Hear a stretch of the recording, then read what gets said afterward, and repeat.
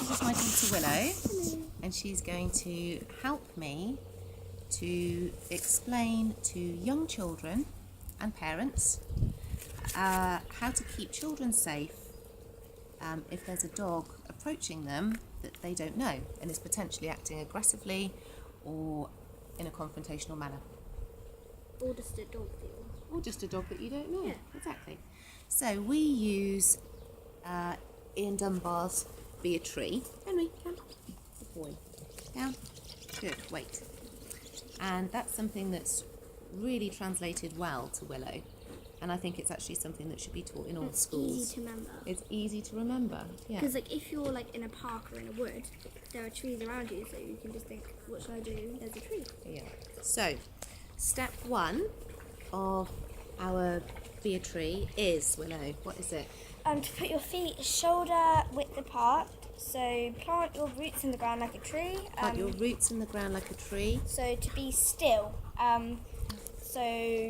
If your legs, if you're just going just moving, just fiddling around with your legs, the Down. dog will think that you want to play with the dog. But Down. if your legs are still, they're going to think, oh, this person doesn't want to play, and they'll just sniff you, and then they'll probably just run away. Yeah, so dogs are drawn to movement.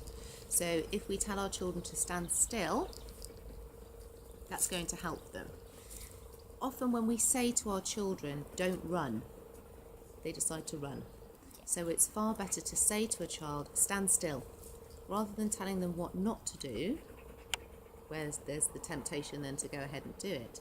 Tell them exactly what to do. Running. Stand still, plant your roots into the ground and be a tree. And if you run, the dog will think you Chase want you. to play as well. Yeah, and it Sure. will chase you. So what's step 2?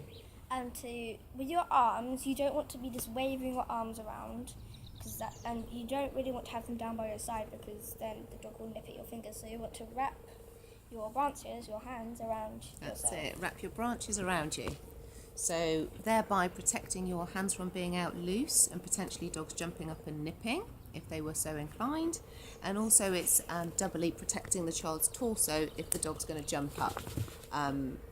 So they're going to be in a far more sturdy position in this tree position. Step 3 is To look down and to if you want to sing yourself a lullaby, you can sing yourself a lullaby, a song, a poem, or limerick, anything. And why is just that to good? Just to keep you calm. Good. Because if you're not calm, you can start crying, and that can, motivate the dog to bow down or something. Good when point. They bow, So if the then, child then starts to cry, which is a really normal thing in a scary situation, obviously, they're making squeaky noises. It's going to make the dog more inquisitive. What's happening? What's going on? They're going to start circling and pestering. And if they're quite a prey-driven dog and they are acting aggressively, it could potentially set a predatory behaviour in place. Whereby the child's squeaking and crying, and they're going to nip at it. Again, only if the dog is that way inclined.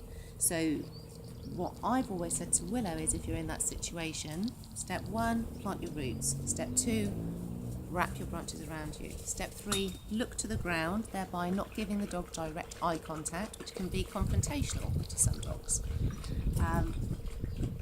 And tell yourself a song, sing yourself a song, or just say the alphabet over and over and over again, anything, just to focus yourself on that one thing so that you can be as zen as you like in a way. You can think about something happy that's happened to you or something. Yeah, Just take your mind off of it.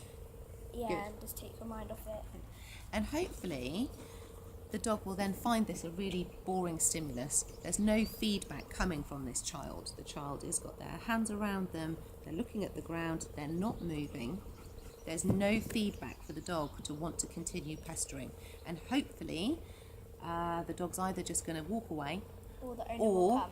the owner's going to come.